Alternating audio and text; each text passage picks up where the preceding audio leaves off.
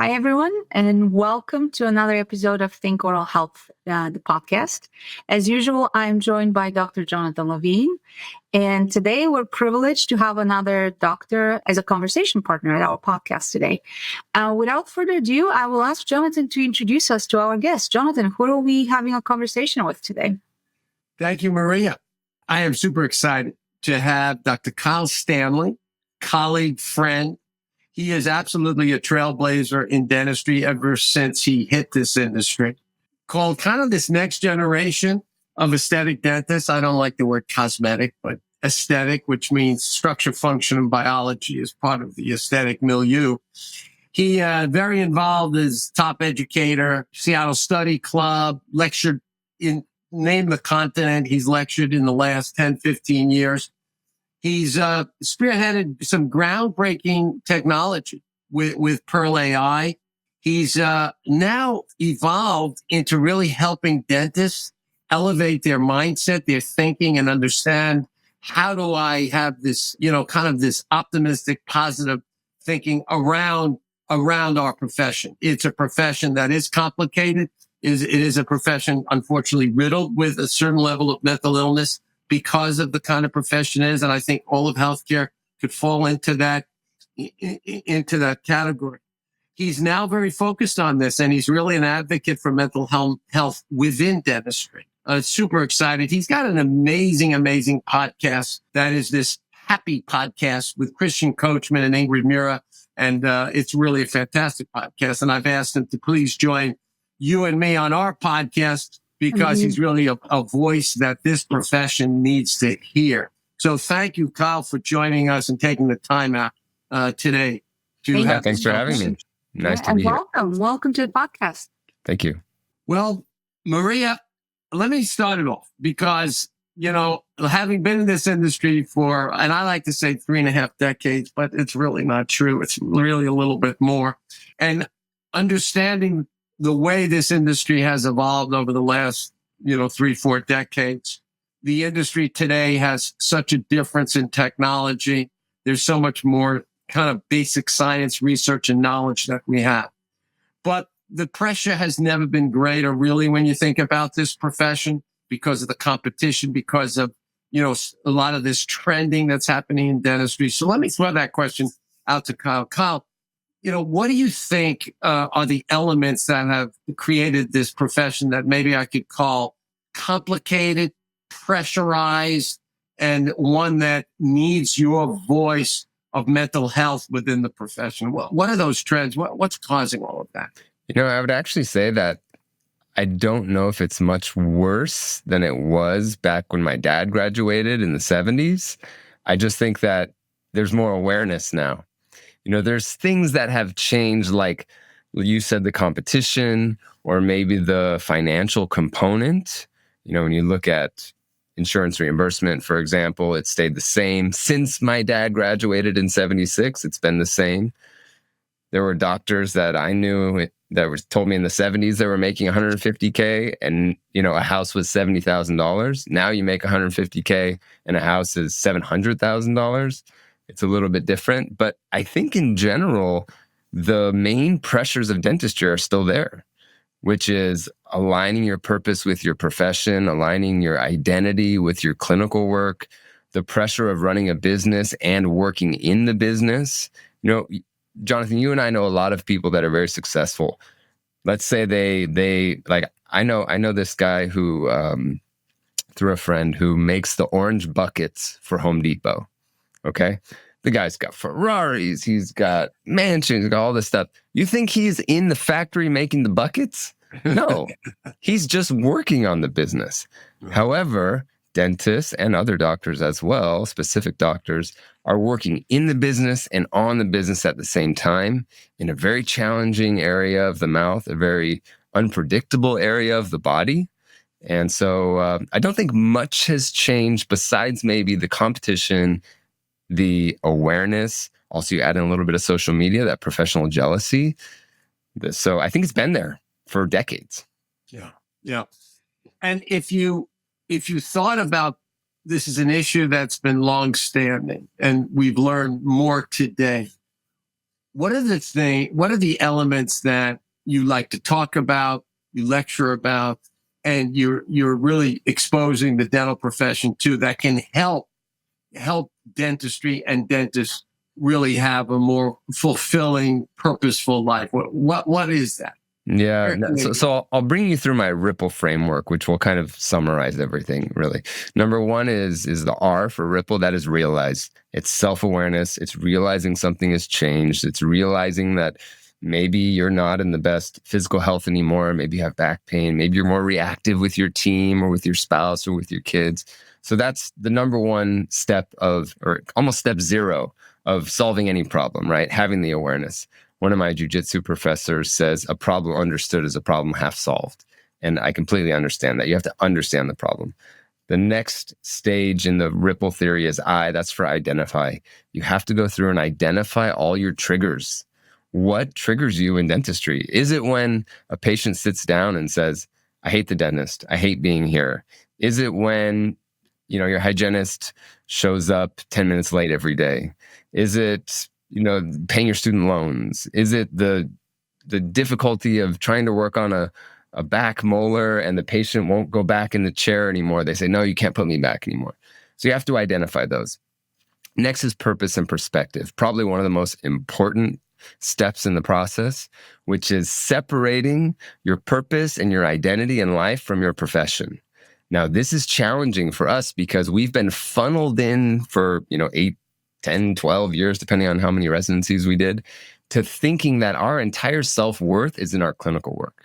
So that's probably one of the most difficult steps, but one of the most important steps. Next step is really the learn phase. And this is where we need to learn daily habits outside of the practice. I have something called the dream sequence, which is diet, relationships, exercise, appreciation, meditation, and sleep. As you guys both know, they're all research-backed. There's a ton of research on this. The last step is the elevate step, and that is really learning how to manage your practice for your mental health. So most people talk about running a business for making money. I talk about running a business for your mental health. Now, the side effect is most of the time you make money and you're happier. But you need to learn all these soft skills that really not just dentists, but no doctor learned. Communication skills, how to have difficult conversations, how to set expectations, how to have boundaries with people. I learned that was where I suffered. I was a pretty good dentist, but I suffered in these soft skills. So that's a long-winded answer of where I think it needs to go. Fantastic.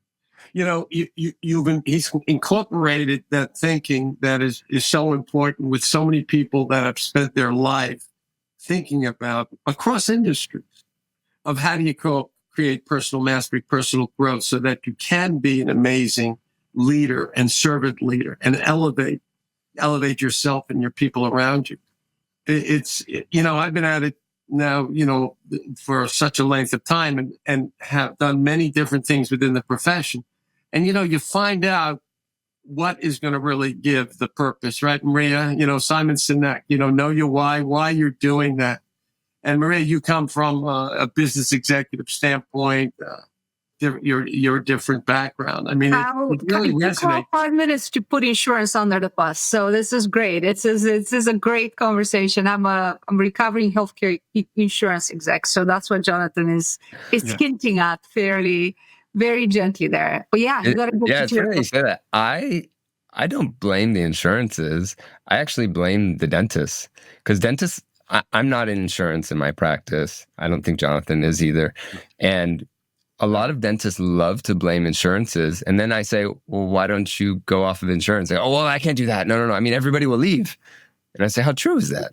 How true is that everybody will leave? And they say, well, what if I lose 30% of my practice? Yeah, but what if you do 30% of your work and you make the same amount of money? I don't think people understand the business. It's just been ingrained into our profession for so long that people assume that they need to accept dental insurance. Yeah, I mean, I think you got to realize what business you're in, right? And if you're providing services in a certain segment of the population and you're providing services that are differentiated, people who are willing to pay for quality. If you are in the business of, going to dental deserts where the patient population can't afford much and you're in a Medicaid contract, that's a very different business. That's right. Soft skills are equally important in both businesses. You just need to know what business you're in and realize that you can't be all things to all people. Yeah. You can't run the same business in a different. So I think that's really powerful, Kyle. I mean, it's true now as it was back in the 70s, as you said. Is there anything about the business of dentistry and the practice of dentistry today that you think is different? I'm purposefully probably leading you down the path of dentists as oral health physicians, as Jonathan calls them. And so even within your career as you know, from graduating dental school after your residency to the day, do you see differences in the way patients getting engaged with their oral health physicians? Physicians are more open to talking to patients about nutrition counseling. What happens after you leave my dental chair and what impact it has on your smile and your overall health? Do you see that happening as a trend, or is that something that Jonathan and I just passionately want to talk about on the podcast and that's where it ends? Well, I think that, you know, mine and Jonathan's friends who tend to be in that upper echelon of dentistry, you know, I wouldn't even consider myself in that group, but we know a lot of people that are really forward thinkers in this are definitely thinking about that. But when you think about the 99.9% of dentists, if you said oral physician to them, they have no idea what you're talking about.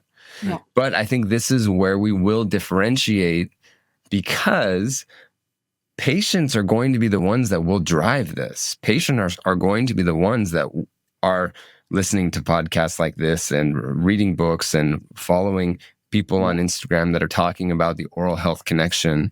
So I think it's going to really separate people. The people that take this on, grab it by the tail and say, you know, I'm going to be this oral physician, they will absolutely gain the trust of their patients. They will, you know, probably make more money. I think the challenging thing, and it's funny, we just had a discussion about this exact topic yesterday on my podcast, was how do we incentivize doctors to do this? Because in general, most type of doctors, but especially dentists, we do reactive dentistry. We wait until the caries is there and then we get paid to fix it. So how can we incentivize doctors to make their patients healthier? How can we, I think it really comes down to educating patients that they should pay for a doctor to keep them healthy, not pay for a doctor to solve their problems that they already have. And that actually things like a filling should be more expensive than a crown because it's less invasive. It's saving you potentially from losing that tooth in the future. So it's like the earlier we can catch it, the more value it should have. Mm-hmm. Yeah.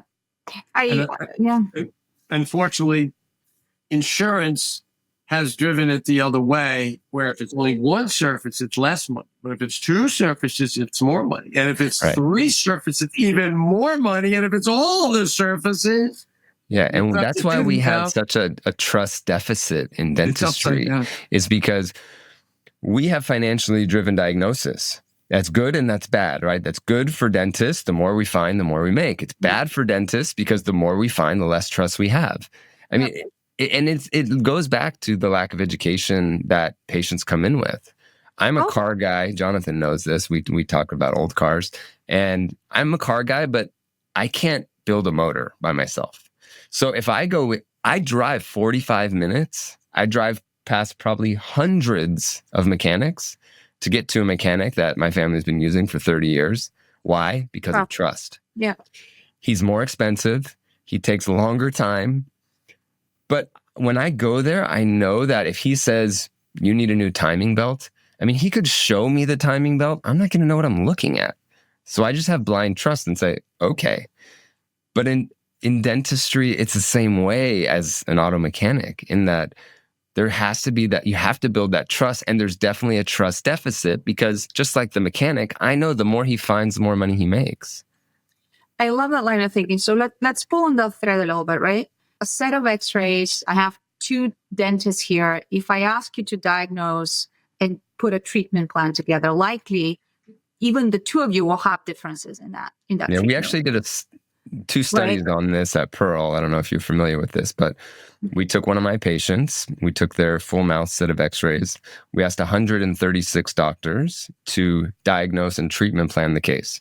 And there was a vast difference in discrepancy. So, for example, on one tooth, it was like a 50-50 split if the patient saw decay.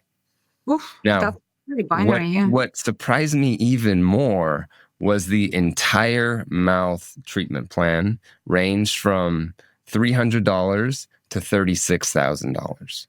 So that's like the patient comes to me and I say, you need a filling, it's $300. Then they go to my brother who's a dentist and he says, oh, you need some root canals or some crowns we have to do. You need some scaling and root planing. Okay, it's $10,000. And they go, I don't know. And then they go to my dad, who's also a dentist, and he says, you need everything redone, $36,000. But isn't that at the crux of the trust issue that you're talking about, right? Is there an opportunity for dentistry as a community, a profession, to have a certain level of quality standards of what good looks like? Well, I think this is where AI comes in.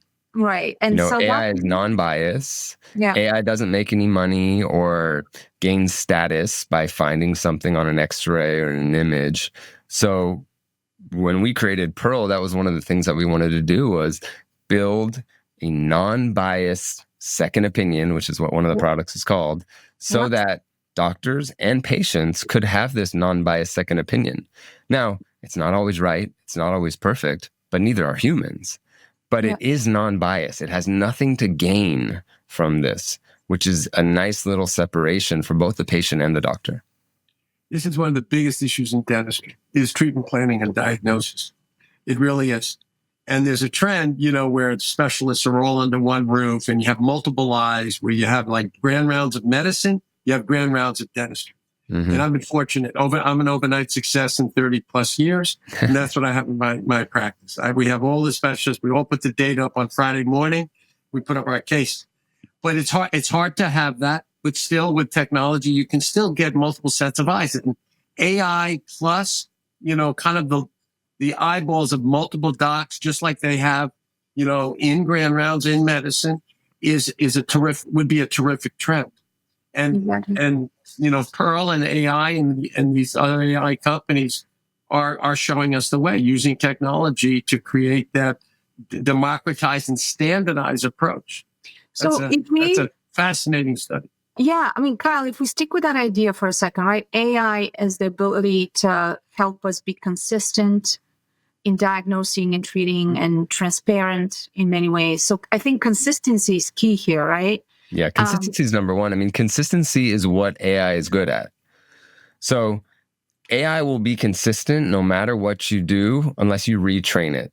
So there's also been studies done, and we did one of this at Pearl a long time ago, was we asked dentists to diagnose and treatment plan, and then we waited 6 months and asked them to diagnose and treatment plan the same images. Dentists only agree with themselves 70% of the time.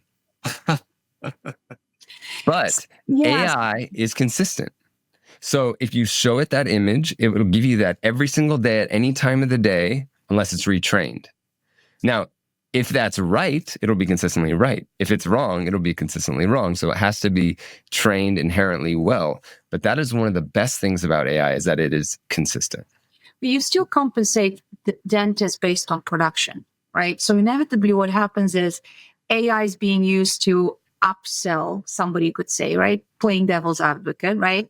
And a lot of companies, AI companies, promote and advertise the fact that you could discover so many more early lesions that you could treat, and you could discover periodontal disease, and the patient will accept the treatment plan, and look at your production increase, right? So there's a fine line between consistency and just another tool to optimize production. In your mind, is there a way to deploy AI to show the outcomes of prevention? Right? The challenge. Yeah, for sure. I mean, and first of all, to respond to what you just said, any tool can be used good or bad. Yeah. So I hear this argument all the time. Well, won't there be people that will use AI to compel patients to have treatment? For sure. But there will also be people that use AI to compel patients to have treatment that they really need, that they wouldn't usually do. And then they would wait until the tooth fell out or something. So, but to really answer your question, how can we do it for more prevention? That has to do with the ability of AI. For example, if you look at an X-ray, X-rays are done in black and white. Now, our human eyes can see 50 shades of gray.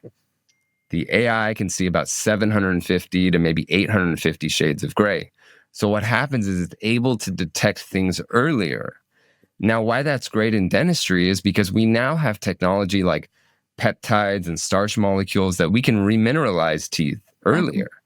Now, you can't remineralize teeth if they've gone past a certain step. So unless you can detect it early, you can't remineralize it early. So I think that's one of the areas where AI can have early detection of prevention.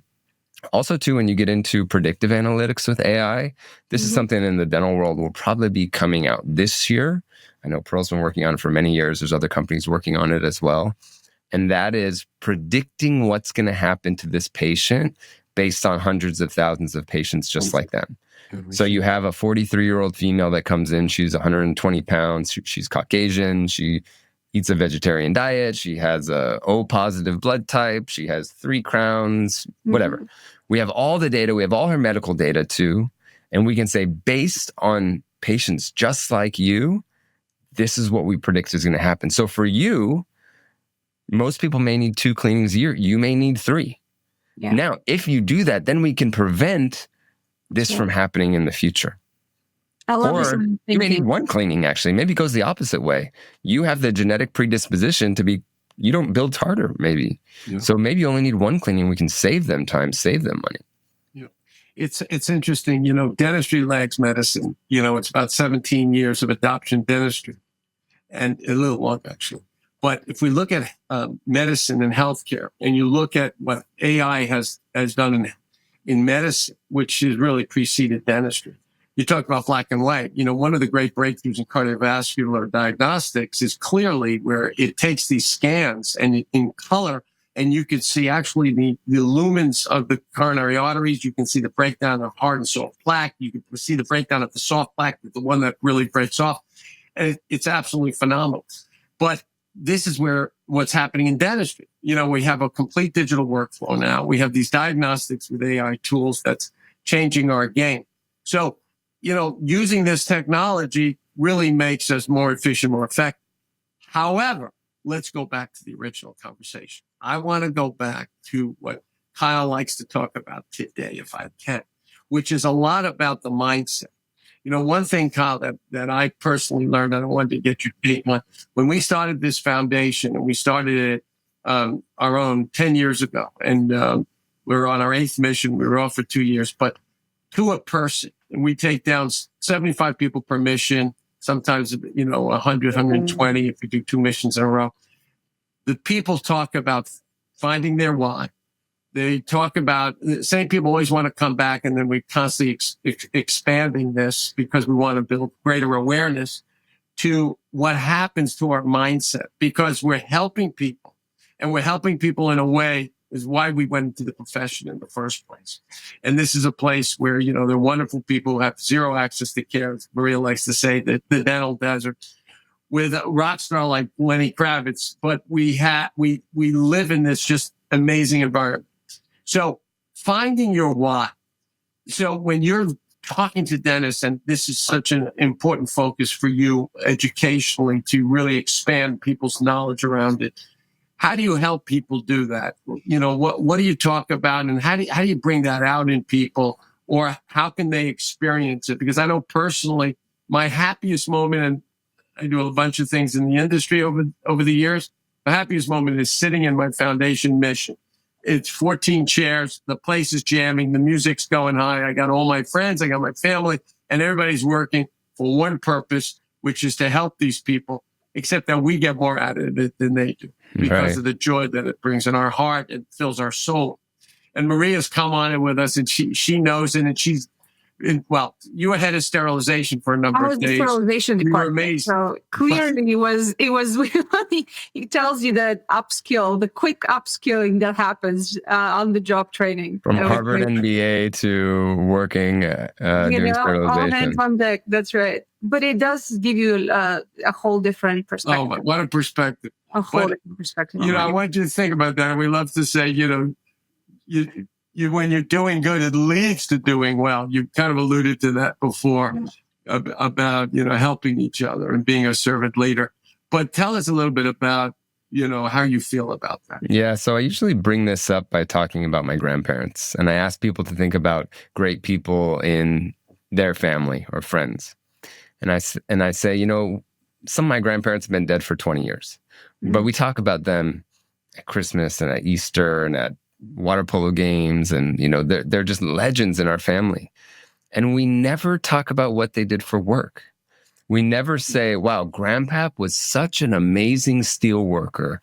I mean, the I-beams that he made were just perfect and they were so dense, right? We don't say, gosh, Nanny was just the most amazing bank teller. I mean, gosh, she handled it.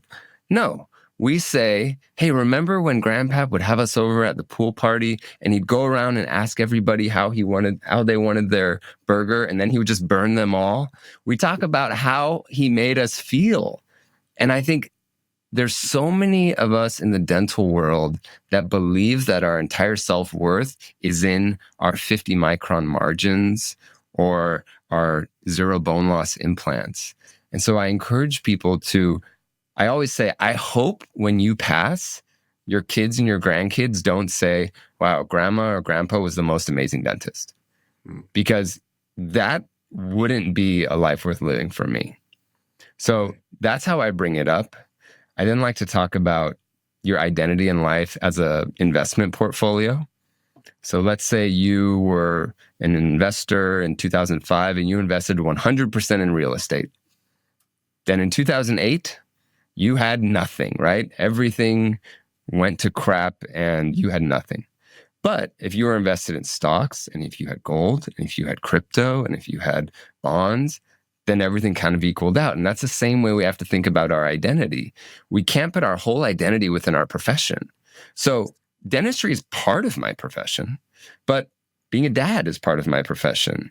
Being a jujitsu practitioner is part of my profession. Being a surfer, working with charities, helping children. So that if one part of my identity goes away, let's say I get disabled and I, can't do something with my hand, I can still be a great dad with one hand, right? I can't be a great dentist, but I can be a great dad. Or I can still, help charities. I can still work on other aspects of my life. So that's how I like to think about it. I love that. It's really so true. He says, I kind of got there because I like doing a lot of different things. And so does Maria. And I always say, the dots connect. But, I came out of, and Maria has heard this story too many times. I'm so sorry, Maria. But I came out of college where I had this amazing coach, amazing players. And we were this team that, didn't win our sophomore year, junior year, but in lacrosse, we were national champs our senior year. But what happened is it set me, because when I went into the profession, Kyle, it was such a solo sport. One dentist, one assistant. Everybody was kind of collegial, but there was too much, a little bit of jealousy and envy, a little bit too much. And I said to myself, life is a team sport. That's what I know. Well, so is dentistry. And so is everything we do, because, we are the company we keep and who we surround ourselves with and how we build teams. And I think that focus lends itself to doing all the things that you're talking about, which is to do multiple things that bring the joy for us, how we feel, what makes us excited. And I think it's such an important conversation. Like Kyle, I have started off in aesthetic reconstruction, prosthodontic lecturing. Then today, as full professor of NYU, I talk about entrepreneurship, leadership, culture building, because that's what makes me happy to talk about. And that took me decades to learn. I'm a slow learner. Kyle, he figured it out, in a short order. That brings his joy, but it's very similar for me. That it really I just went brings through burnout earlier, maybe. Well, we probably should also preface that if you try to balance it all in one day or 1 week, that might cause you a burnout, right? Because it's a balanced portfolio over a period of time. Doesn't mean that in a 10, 12-hour day, you should be everything, right? A mom, a parent, a dentist, volunteer, that doesn't all happen in one single day, That's but right. over a period of time, that's a portfolio in its balance. Because if you try to do it all at once, that's where those unrealistic expectations and come in. The other thing And is for me, doing none of them at the same time. Right. So, for example, if you're a doctor and you're at your practice, you're a doctor right now, you're not a dad then. You're not a mom then. So you have to have boundaries with yourself, but just vice versa. When you're back at home, you're not a doctor anymore. You're just a mom or dad now, And that was my hard thing was I would be working on my practice and talking with my wife about something or concerned, and I was never present where I was. Yeah. You got to be all in. You got to be all in what you're doing. Wherever your feet are standing, that's where you need to be. That's it. it's really It's hard. such a great conversation. Cal, I'm so happy that, you're talking about this. I love what you're doing on LinkedIn. I love that the podcast stands for this. It's so important within the profession to avoid the burnout, to have a balanced mindset, and really to bring the joy for yourself, in life. Are there any tips or resources? Obviously, you have a podcast. Our listeners could absolutely join you on the Happy Dentist podcast. We'll share details on that. But what are some of the hard-earned truths and tips that you still rely on to get yourself into that happy, healthy mindset? Yeah, identity is probably the biggest one. But other than that, a lot of it are things that are not related to dentistry. A lot of it, I boiled everything down that I did wrong to 3 things, which was expectations, boundaries, and communication. Those are the things that I suffered in.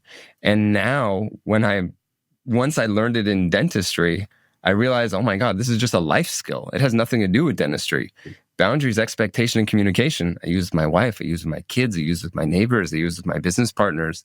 I mean, random strangers that I meet on the street. That was, I think, where people can focus.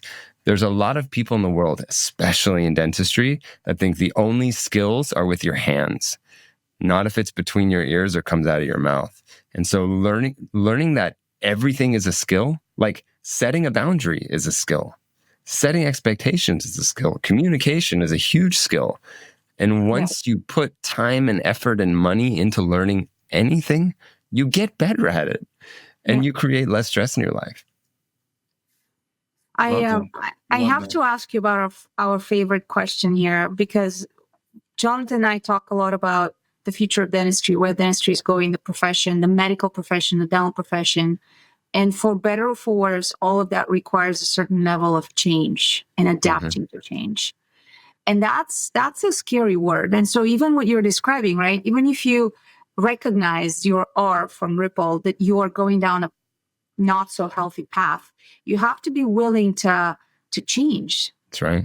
To do that very scary thing. So how are you? I mean, and again, that doesn't happen overnight. You don't flip a switch and say, from now on, I know how to set boundaries, right? So tell us a little bit about that process of change and how can it become, in your experience, less intimidating for some people who are really, panicked about doing things differently, and because they, again, maybe expect results overnight. Well, I struggle with this because I wish people would change before they have to, but usually that's not the case. For me, it was change or get out of dentistry. That was my option. I came home and told my wife that I was going to quit. And it was a rough time in my life. And unfortunately, what I see with most of the people that take my courses and are in my masterminds, they usually don't change until they have to. So I think it's a human condition. I wish that people could learn from my mistakes, learn from mistakes that Jonathan and Maria have made and we've all made. Many times you just have to learn from your own mistakes, unfortunately. Yeah, you got to live it. Until you have an option. My son started a company similar to what my wife and I started 20-some years ago we started a company called Smile, and they started twice.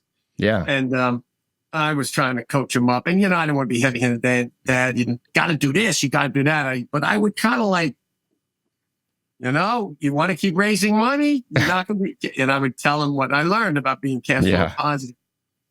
They had to learn on their own. And then Yeah. finally, Julian says to me, Dad, you got to be cash flow positive. Otherwise, you're spending your life raising money. Maria, you finally know a little learned bit about raising money. So, it's true. You do a lot. It's human nature. You got to experience yourself. Once in a while, we do listen to other people. But Yeah.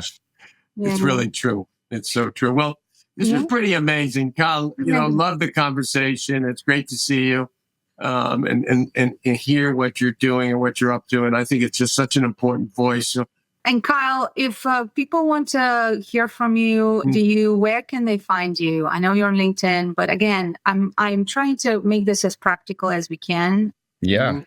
So, yeah, I mean, the easiest place for me is Instagram. It's just at Dr. Kyle Stanley, Dr. Kyle Stanley. I'm on LinkedIn. My website is drkylestanley.com. Everything's on there. So I'm pretty easy to find.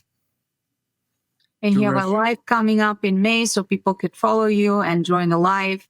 And in the meantime, got a live course at Glidewell in Irvine, California, which is pretty cool that we have, one of the largest private companies in dentistry that is supporting mental health and bringing us in. So really cool. We had Stephanie Goddard here. She's great. Yeah. She's great. And she's a good friend. That might come as a surprise to you, but we talked to her about innovation and entrepreneurship and change. And so, all these foreign topics to all of us. Yeah. So, we should say hi to her from us. And Jonathan, we might have to invite her again to come back on a podcast. Yeah, she's awesome. Because we did not talk with her about mental health. So that's something we should definitely circle back on. Yeah, she started a great women's group that we're talking about now, incorporating what we teach into their women's group. So we're excited about that because we've actually done live courses only with female doctors before. And it was really, really rewarding. Is there, I know we're trying to wrap up, but I have to pick up on this topic a little bit. And maybe you'll have to come back and tell us, do you see, I'm sure scientifically there's some data. Do you see women and men going through the cycles of burnout differently? Some data on this. I mean, I relate a lot of it back to the suicide data that we have, unfortunately, which is men tend to take their lives more. However, there is some studies showing that female specialists take their lives more. Oh. Now, I'm publishing some new data with a group in the Netherlands where we do see some sex differences. Women tend to be more open to looking at mental health tactics and resources.